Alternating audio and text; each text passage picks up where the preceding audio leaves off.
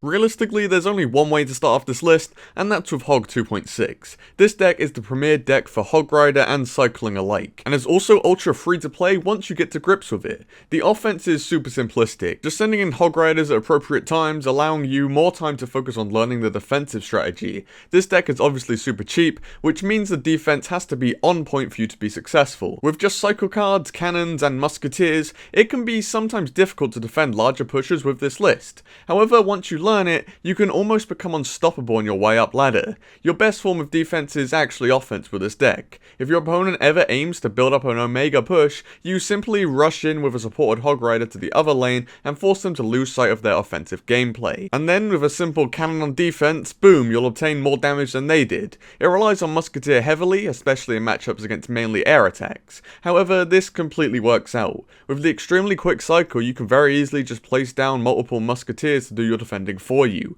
The only issues here can be spells, but your Hog Rider punish play beforehand should ensure that your opponent can't afford to just ruin you with their big damage spells. As for ladder specifics, Musketeer is the only card you really need highly leveled. This is so that it doesn't instantly just get wiped by higher level fireballs, as it is a true crutch to your deck's defense. The other 7 cards being somewhat level independent makes this deck real good for free to play. It's all commons and rares too, at least the listing on screen is. You are able to substitute zap and log around depending on your levels and luck with legendaries. The main problems for this deck will be both witches, expos, and lava hound decks. However, all of these matchups are winnable if you are a master of the defensive gameplay against them all.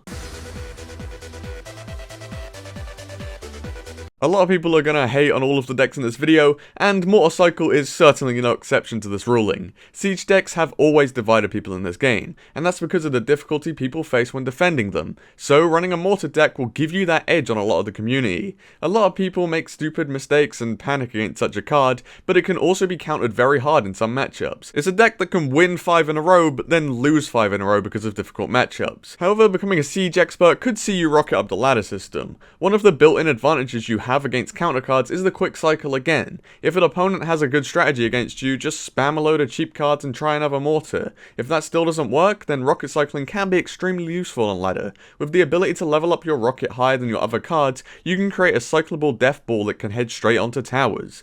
Mortar overall is extremely good for a chip deck, if you're into that kind of gameplay. It can really struggle against air attacks, with the somewhat fragile archers being your only real air defense. Every card within this deck list is a common except for rocket, although it will usually run log instead of zap. Depending on your levels and access to legendaries, I would say that you'll get by with zap though.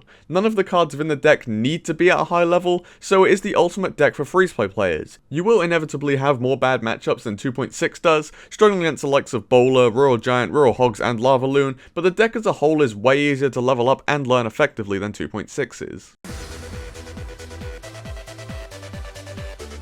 Okay, hear me out please. This will totally make you a generic ladder player, but allow it. Royal Giant can actually be an extremely successful win condition when used properly. I am definitely a fan of the playstyle of Royal Giant, but unfortunately ladder has cursed the reputation of this poor guy. There is no denying that a common win condition will be the best option for free-to-play players. This suggestion is more of a win condition opposed to a deck, but the one on screen won't do you any harm at all to run. There's a ton of versatility in Royal Giant decks, which can make it fun for you to use. If there's a favorite card you have, it probably fits in an RG deck, so go for it. Furnace is a magnificent synergy, but really requires you to have it at a decent level. Using Log is the same deal, and depends on your access to legendaries once more. The other supporting range units, for example archers and gangs shown on screen, can be replaced by any range unit and any swarm that you desire. You like Musketeer and Skami? Go ahead, they'll most likely fit a Royal Giant deck for you. The main part of Royal Giant is the fact that it's a common. Getting this bad boy to level 13 is rather quick and can cause your opponents tons of issues. It has very few difficulties too. Defensive buildings, bait decks, and P.E.K.K.A.s are really the only struggles for this heavier option. Overall, Royal Giant just gives you more freedom of your playstyle and will boost your trophy significantly.